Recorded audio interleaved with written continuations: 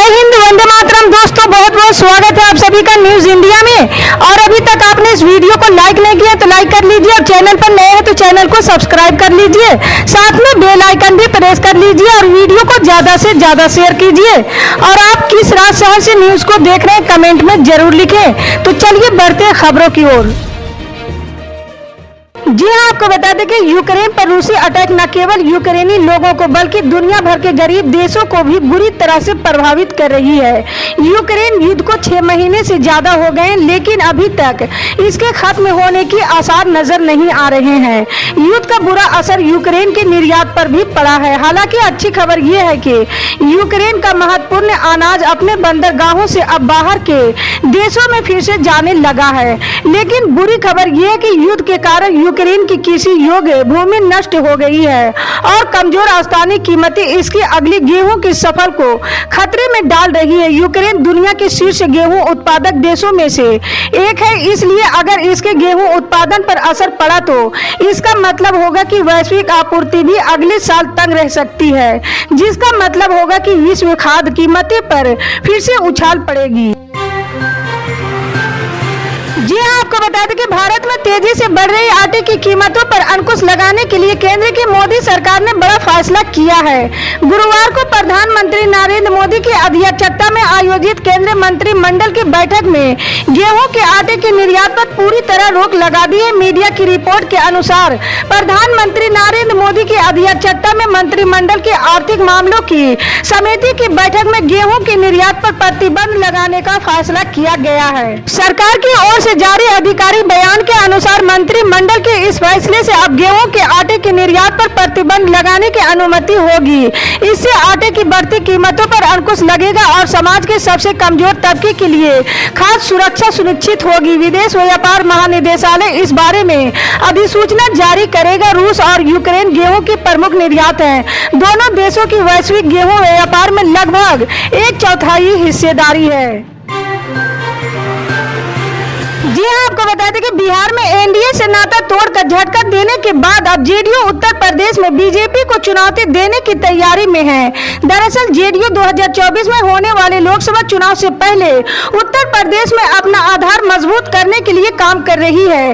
JDU विशेष रूप से बिहार की सीमा से लगे पूर्वी उत्तर प्रदेश के जिलों पर ध्यान केंद्रित कर रही है। जनता दल ने जौनपुर लोकसभा सीट से पूर्व सांसद धनंजय सिंह को पार्टी का राष्ट्रीय महासचिव नियुक्त किया है। धनंजय सिंह ने जौनपुर जिले की मल्हानी सीट 2022 का विधानसभा चुनाव असफल रूप से लड़ा था। उनकी पत्नी श्रीकला रेड्डी जौनपुर में जिला पंचायत अध्यक्ष हैं। जी हाँ, आपको बता दें कि मोतीपुर की पहाड़पुर सटका में अपराधियों ने हथियार के दम पर गुरुवार को पंजाब नेशनल बैंक में लूट की कोशिश की है।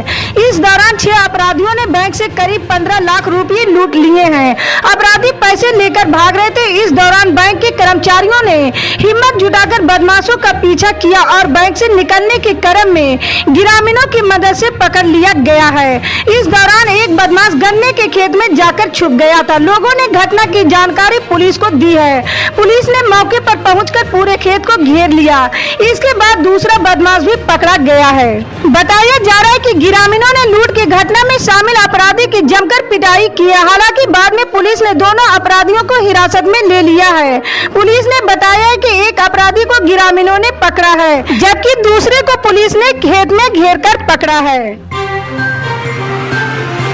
जी हाँ, आपको बता दें कि केंद्र सरकार ने सेना में अल्पकालिक भर्ती को लेकर अग्निपथ योजना की शुरुआत की है, जिसमें 4 साल के लिए अग्निवीरों की सेना में भर्ती होगी। देश भर में नियुक्ति प्रक्रिया भी शुरू हो चुकी है। हालांकि इसको लेकर देश भर में विरोध भी जमकर हुआ है। अब सोशल मीडिया में एक खबर तेजी से वायरल हो रही, जिसमें दावा किया जा रहा है कि अग्निवीरों की तर्ज पर शिक्षकों की भी भर्ती होगी। वायरल मैसेज में दावा किया जा रहा है कि शिक्षकों की नियुक्ति केवल 10 साल के लिए किया जाएगा। आइए जानते कि वायरल मैसेज की सच्चाई क्या है। वायरल मैसेज में दावा किया जा रहा है कि अग्निवीर की तर्ज पर शिक्षकों की भर्ती केंद्र सरकार करेगी। मैसेज में दावा किया जा रहा है कि शिक्षकों की भर्ती 10 साल के लिए किया जाएगा। मैसेज में ये भी दावा किया जा रहा है कि शिक्षक भर्ती की नई नियमावली को राष्ट्रपति ने मंजूरी दी है। जी हाँ, आपको बता दें कि यूपी भाजपा अध्यक्ष के रेस में चल रहे उप मुख्यमंत्री केशव प्रसाद मौर्य, उप मुख्यमंत्री ब्रजेश पाठक, एमएलसी विद्यासागर सोनकर, केंद्रीय राज्य मंत्री भानु प्रताप वर्मा और बीएल वर्मा आदि को पछाड़कर भूपेंद्र सिंह चौधरी की ताजपोशी हो गई। 2 दिन पहले जब उप मुख्यमंत्री केशव प्रसाद मौर्य का ट्वीट संगठन सरकार से आया तो मान लिया गया कि उनका अध्यक्ष बनना तय हो गया है, लेकिन ऐसा नहीं हुआ। जाट नेता भूपेंद्र सिंह चौधरी पर मुहर लगाना बीजेपी का मास्टर स्ट्रोक कहा जा रहा है। जी हाँ, आपको बता दें कि बिहार के मुजफ्फरपुर जिले में अजब मामला सामने आया। जिले के भगवानपुर चौक के निकट एक दुकान में विचित्र जानवर देखा गया। इस जानवर को आज से पहले यहाँ किसी ने नहीं देखा था। बताया जा रहा है कि जानवर मंगलवार को देर रात में एक दुकान में घुसा, जिसे बुधवार की सुबह दुकान खोलने के बाद दिन में देखा गया है। इलाके में इस जानवर को लेकर चर्चाएं तेज हो गई है, अफवाह और आशंकाएं भी फैल रही है। इस जानवर को देखने के लिए इलाके में भीड़ इकट्ठा हो गई है। जी हाँ, आपको बता दें कि झारखंड के मुख्यमंत्री हेमंत सोरेन की कुर्सी पर संकट के बादल मंडरा रहे हैं। चुनाव आयोग ने सोरेन की किस्मत का फैसला राज्यपाल रमेश बैस को एक सीलबंद लिफाफे में भेज दिया। दरअसल सोरेन पर मुख्यमंत्री पद पर रहते हुए अपने नाम पर खनन पट्टी को लीज पर लेने का आरोप है। माना जा रहा है कि आयोग ने अपनी राय में हेमंत सोरेन की सदस्यता को रद्द करने की सिफारिश की है। इससे सूबे में सियासी हलचल तेज हो गई। झारखंड की मुक्ति मोर्चा ने अपने सभी विधायकों को शाम तक रांची पहुंचने के लिए कहा है। जी हाँ, आपको बता दें कि कांग्रेस अध्यक्ष का चुनाव कुछ दिन और टलने की संभावना बरकरार है। 28 अगस्त को होने वाली CWC की बैठक में चुनाव कुछ हफ्ते टालने की विकल्प पर भी चर्चा होगी। हालांकि इसको लेकर अंतिम फैसला 28 अगस्त को होगा।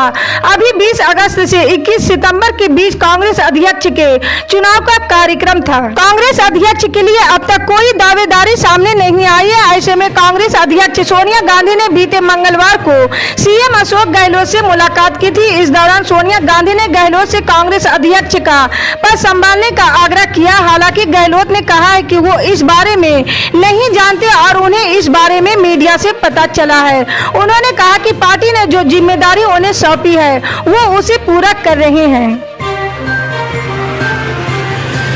जी हाँ, आपको बता दें कि पैगंबर मोहम्मद पर विवादित टिप्पणी करने वाले बीजेपी से निलंबित विधायक टी राजा पुलिस ने गिरफ्तार कर लिया हैदराबाद में। इस समय उसके विवादित बयान ने जबरदस्त बवाल खड़ा कर रखा। जमीन पर तनाव देखने को मिल रहा है। टी राजा के वकील करुणा सागर ने भी पुलिस कार्रवाई की पुष्टि कर दी। उन्होंने मीडिया से बात करते हुए बताया कि टी राजा को इस समय गिरफ्तार कर लिया गया है। खबर तो ये भी है कि निलंबित विधायक को चंचल गोडा जेल में शिफ्ट करने की तैयारी है। जानकारी सामने आई है कि मार्च और अप्रैल में टी राजा के खिलाफ एक केस दर्ज हुआ था। उसी मामले में इस समय उन्हें हिरासत में लिया गया है। इस केस का पैगंबर विवाद से कोई लेना देना नहीं है। जी हाँ, आपको बता दें कि महानायक अमिताभ बच्चन दूसरी बार कोरोना वायरस से संक्रमित हो गए हैं। अब उन्होंने अपने शुभचिंतकों और सहकर्मियों के प्यार और समर्थन के लिए उनका आभार व्यक्त किया है। अमिताभ ने मंगलवार रात को ट्वीट कर खुद के कोरोना वायरस से संक्रमित होने की जानकारी दी थी और अपने निकट संपर्क में आए सभी लोगों से तुरंत जाँच करने का आग्रह किया है। दिग्गज अमिताभ ने अपने आधिकारिक ब्लॉग पर एक पोस्ट लिखा और जल्द ठीक होने के लिए शुभकामनाएं देने वाले तथा प्रार्थनाएं करने वाले अपने प्रशंसकों और शुभचिंतकों के प्रति आभार व्यक्त किया है। इसी तरह के पल पल के अपडेट जानने के लिए जुड़े रहे हमारे न्यूज इंडिया के साथ। मिलते हैं अगली बड़ी खबर में, तब तक के लिए जय हिंद।